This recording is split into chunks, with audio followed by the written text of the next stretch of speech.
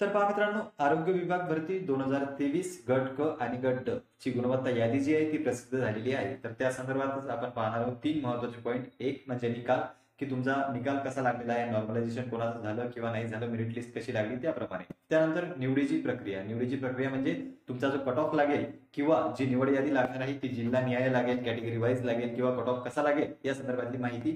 त्यानंतर आपण तिसरा पॉईंट पाहणार आहोत, कागदपत्रे जे की तुम्हाला डॉक्युमेंट व्हेरिफिकेशन वेळी लागतील आणि ते जर तुमच्याकडे नसले तर तुमचं मेरिट लिस्टमध्ये नाव येऊन सुद्धा तुम्ही त्या ठिकाणी पात्र ठरणार नाही. तर पहा, हे 3 महत्त्वाचे पॉईंट आपण या व्हिडिओच्या माध्यमातून जाणून घेणार आहोत. चला तर मग सुरुवात करूया आजच्या व्हिडिओला.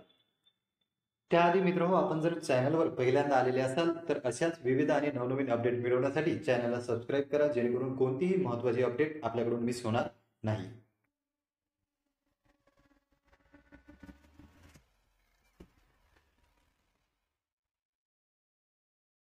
तर पहा मित्रांनो, आपण अगोदर बोलूया निकालाबद्दल. तर तुम्हाला निकाल कुठे पाहता येणार आहे? निकाल तुम्हाला पब्लिक हेल्थ डिपार्टमेंट म्हणजे आरोग्य विभागाच्या संकेतस्थळावर तुम्हाला निकाल दिसेल, ज्याची लिंक तुम्हाला डिस्क्रिप्शन बॉक्समध्ये मिळून जाईल. त्यावर गेल्यानंतर तुम्ही तुमचा रिझल्ट जो आहे तो चेक करू शकता. तर पहा, आरोग्य भरतीत 2 पोस्ट होत्या. एक ग्रुप सी आणि ग्रुप डी, 2 मुख्य प्रवर्ग ज्यामध्ये होते.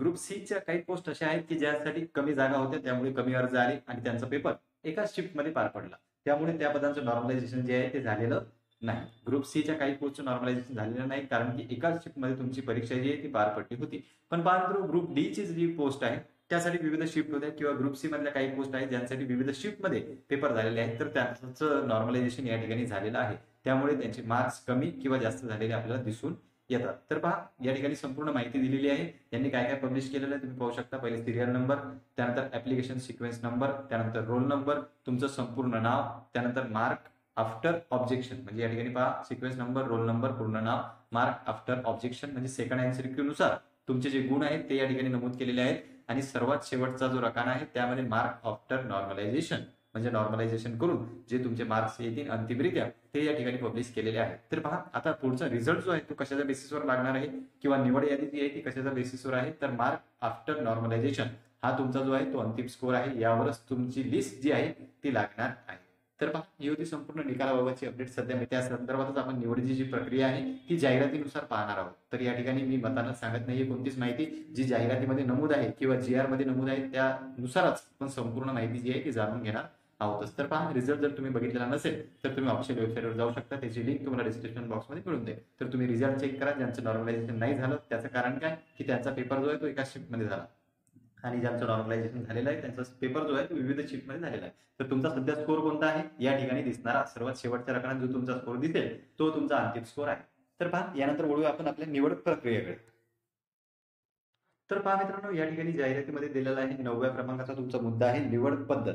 तर यामध्ये सर्वप्रथम पहा, उमेदवारांची निवड संगणक आधारित परीक्षेद्वारे म्हणजे कॉम्प्युटर बेस्ड एक्झामिनेशन जी आपली झालेली आहे.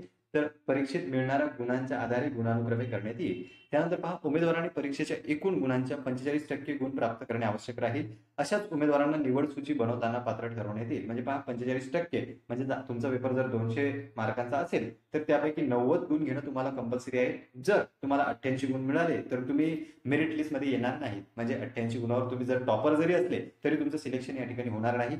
तुम्हाला किमान 45% गुण मिळवणं गरजेचे आहे. त्यानंतर पहा, परीक्षेचा निकाल तयार करताना ज्या उमेदवारांना समान गुण असतील अशा उमेदवारांचा गुणवत्ता सामान्य प्रशासन विभाग शासन निर्णय या निर्णयानुसार त्यांच्या ज्या स्टेप्स आहेत त्या फॉलो केल्या जातील. त्यानंतर पहा, महत्वाचे पॉईंट आपण जाणून घेऊया. तर पहा, हा एकदम महत्वाचा पॉईंट आहे या ठिकाणी. गट ड संवर्गाची पदे भरताना कार्यालय निहाय माहिती उमेदवारास उपलब्ध करून देण्यात येत आहे. म्हणजे जेव्हा जाहिरात आली होती तेव्हा जाहिरातची ती डिटेलमध्ये होती, कोणकोणत्या कार्यालयात किती किती जागा आहेत आणि कोणकोणत्या पोस्ट आहेत त्या संदर्भात. त्यानंतर पहा, एका जिल्ह्यातील विविध कार्यालयासाठी उमेदवारास एकच अर्ज करता येईल. म्हणजे एका जिल्ह्यात जे विविध कार्यालय असतील त्यांसाठी फक्त एकच अर्ज करता येत होता. हा अर्ज जिल्हा कार्यालयातील सर्व पदांच्या गुणवत्तेस ग्राह्य धरण्यात येईल. म्हणजे जिल्ह्यात जेवढे पद राहतील तेवढ्यासाठी हा ग्राह्य धरण्यात येणार आहे. अंतिम निवडीकरता जिल्हा निहाय एकच गुणवत्ता यादी तयार करून समुपदेशनाद्वारे व गुणवत्तेनुसार पद निवडकरिता पर्याय उमेदवारास उपलब्ध करून देण्यात येतील. या ठिकाणी तुम्ही पाहू शकता, हा एकदम महत्वाचा पॉईंट आहे. अंतिम निवडीकरिता जिल्हा निहाय एकच गुणवत्ता यादी तयार करून. म्हणजे पहा, अंतिम निवड जी होणार आहे तुमची त्यासाठी जिल्हा निहाय एकच गुणवत्ता यादी तयार होणार आहे आणि त्यानंतर समुपदेशनाद्वारे व गुणवत्तेनुसार पदी निवड करिता पर्याय उमेदवारास उपलब्ध करून देण्यात येतील. म्हणजे तुम्हाला पर्याय उपलब्ध करून देण्यात येतील, पण ते गुणवत्तेनुसार आणि समुपदेशनाद्वारे राहतील. तर पहा मित्रांनो, ही होती संपूर्ण निवड प्रक्रिया जी आपण बघितली, ती आता कशा पद्धतीने होणार आहे त्या संदर्भात. यानंतर आपण पाहणार आहोत की कोणकोणते डॉक्युमेंट तुम्हाला व्हेरिफिकेशनच्या वेळी लागणार आहेत.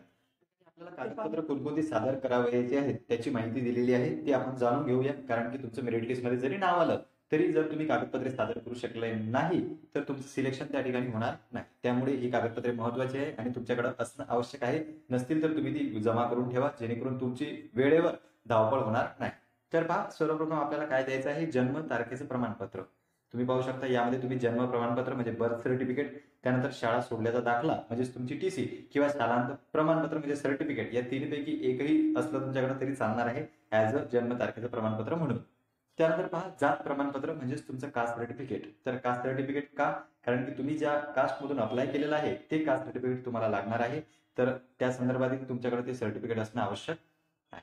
त्यानंतर पहा, तिसऱ्या क्रमांकाचं आहे आपलं जात वैधता प्रमाणपत्र म्हणजे कास्ट व्हॅलिडिटीचं सर्टिफिकेट. त्यानंतर पहा, आपल्याकडे आहे जाहिरात नमूद केल्याप्रमाणे उन्नत व प्रगत गटात मोडत नसल्याबाबतचे नॉन क्रिमिलियर सक्षम अधिकारी यांचे प्रमाणपत्र. म्हणजे पहा, तुम्ही जर ओबीसी कॅटेगरीमधून येत असाल किंवा ज्या कॅटेगरीसाठी नॉन क्रिमिलियर हे सर्टिफिकेट आवश्यक आहे ते त्यांना लागणार आहे जाहिरातीत नमूद केल्याप्रमाणे. तर पहा, नॉन क्रिमिलियर सुद्धा तुम्हाला लागेल. त्यानंतर अधिवास प्रमाणपत्र. अधिवास प्रमाणपत्र म्हणजेच तुमचं डोमेसाईल सर्टिफिकेट जे आहे ते तुम्हाला लागणार आहे. त्यानंतर पहा, 6व्या क्रमांकाचा आहे जाहिरातीत नमूद केल्याप्रमाणे शैक्षणिक अर्हता प्रमाणपत्र. म्हणजे तुम्ही पाहू शकता जी शैक्षणिक अर्हता आपल्याला दिलेली आहे जाहिरातीमध्ये त्यानुसार तुमच्याकडे एसएससी म्हणजे 10वीचं सर्टिफिकेट असणं आवश्यक आहे आणि मार्कशीट. त्यानंतर एचएससी म्हणजे 12वीचं मार्कशीट असणं आवश्यक आहे. त्यानंतर तुमचं जर ग्रॅज्युएशन झालेलं असेल तर तुम्हाला ते सुद्धा सादर करावं लागेल. त्यानंतर पोस्ट ग्रॅज्युएशन जर असेल तर ते सुद्धा आणि इतर काही ज्या अटी असतील त्या तुम्हाला सादर करावं लागतील. तर पहा मित्रांनो, काही जणांचं म्हणणं आहे की माझ्याकडे ग्रॅज्युएशनची मार्कशीट आहे, त्यानंतर डिग्री नाहीये असं तसं. तर पहा, मेन या ठिकाणी पात्रता आहे ती म्हणजे जर तुम्ही गट ड साठी अप्लाय केलेलं असेल तर 10वी. तर त्यामुळे 10वीचं जे आहे ते तुम्हाला कंपल्सरी आहे. त्यानंतर तुम्ही जर ग्रुप सी साठी अप्लाय केलेलं असेल तर त्यामध्ये जी विशेष पात्रता आहे टेक्निकलसाठी ते म्हणजे मिनिमम क्वालिफिकेशन जे आहे ते तुमच्याकडे कंपल्सरी आहे. इतर तुमच्याकडे सध्या नसले तरी चालतील, पण जे मिनिमम क्वालिफिकेशन आहे ते तुमच्याकडे असणं आवश्यक आहे. त्यानंतर पहा, 7व्या क्रमांकाचा जो पॉईंट आहे अनुभव प्रमाणपत्र म्हणजे ज्या पोस्टसाठी अनुभव आवश्यक आहे त्या संदर्भात तुम्हाला अनुभवाचे प्रमाणपत्र हे लागणार आहे. त्यानंतर रजिस्ट्रेशन नर्सिंग काउन्सिल म्हणजे तुम्ही पाहू शकता या ठिकाणी जे टेक्निकल पोस्ट आहेत तर त्या संदर्भात nursing council, pharmacy council, dental council, occupational व फिजिओथेरपी काउन्सिल कडील नोंदणी प्रमाणपत्र म्हणजे नोंदणी प्रमाणपत्र ज्या पोस्टसाठी आवश्यक होतं ते या ठिकाणी लागणार आहे. त्यानंतर पहा, मान्यताप्राप्त शैक्षणिक मान्यताप्राप्त संस्थेचे संगणक अर्हता प्रमाणपत्र म्हणजे MSCIT किंवा CCC यापैकी तुम्हाला जे सांगितलेलं आहे ते या ठिकाणी सादर करावं लागेल. त्यानंतर पहा, समांतर आरक्षण धारकांसाठी म्हणजे या आरक्षण व्यतिरिक्त जे समांतर आरक्षण धारक असतात त्यांच्यासाठी म्हणजे अंशकालीन, प्रकल्पग्रस्त, भूकंपग्रस्त, खेळाडू, माजी सैनिक, दिव्यांग, अनाथ यापैकी असलं जाहिरातीत नमूद केल्याप्रमाणे संबंधित सक्षम प्राधिकाऱ्याचे प्रमाणपत्र, निवड झालेल्या अंशकालीन कर्मचाऱ्यांच्या अनुभवाची सेवा योजना कार्यालयाकडील प्रमाणपत्र किंवा प्रकल्पग्रस्त व भूकंपग्रस्त उमेदवारांसाठी जिल्हाधिकारी, जिल्हा पुनर्वसन अधिकारी यांची स्वाक्षरी व नामनिर्देशित केलेले प्रमाणपत्र. म्हणजे पहा मित्र, तुम्ही जर समांतर आरक्षणामधून अप्लाय केलेलं असेल तर त्याचं सुद्धा सर्टिफिकेट तुम्हाला या ठिकाणी सादर करावं लागणार आहे. त्यानंतर पहा, लहान कुटुंबाचे प्रमाणपत्र. त्यानंतर अर्जात नमूद केलेल्या पत्त्यावर राहत असल्याबाबतचा पुरावा. त्यानंतर स्वतःचा फोटो असलेले ओळखपत्र, आधार कार्ड आवश्यक आहे. आधार कार्ड जर तुमच्याकडे नसेल तर तुम्ही आधार कार्ड, पॅन कार्ड, वाहन चालवण्याचं म्हणजे ड्रायव्हिंग लायसन्स, शासकीय ओळखपत्र, बँकेचे पासबुक किंवा तुमचं मतदान कार्ड म्हणजेच निवडणूक आयोगाचं ओळखपत्र सुद्धा सादर करू शकता. त्यानंतर पहा, स्वतःचे पासपोर्ट साईज 2 फोटो. त्यानंतर नाव बदललेले असल्यास त्याबाबतचे गॅजेटेड किंवा विवाहामुळे नाव बदल झाल्यास त्याबद्दलचे विवाह प्रमाणपत्र म्हणजे तुमच्या जर नावात चेंजेस असतील तर त्याबाबतचं प्रमाणपत्र सुद्धा तुम्हाला सादर करावं लागेल. तर पहा मित्र, एकंदरीतच हे सर्व डॉक्युमेंट जे आहेत ते तुम्हाला सादर करावे लागणार आहेत जेणेकरून तुमचं जे निवड प्रक्रिया आहे ती त्याच्याशिवाय पूर्ण होणार नाही. तर पहा, तुमच्याकडे जर यापैकी कोणते डॉक्युमेंट नसले तर तुम्ही एक स्टॅम्प घेऊ शकता. त्या स्टॅम्प 100 रुपयाचा स्टॅम्प तुम्हाला घ्यायचा आहे आणि त्याच्यावर जो मजकूर आहे तो सुद्धा आपण मागच्या व्हिडिओमध्ये सांगितलेला आहे. तो मजकूर तुम्हाला त्यावर टाईप करायचा आहे. तुमच्याकडे जर एखादं सर्टिफिकेट नसेल तर पहा, ही होती संपूर्ण माहिती. या ठिकाणी आपण थांबूया. धन्यवाद.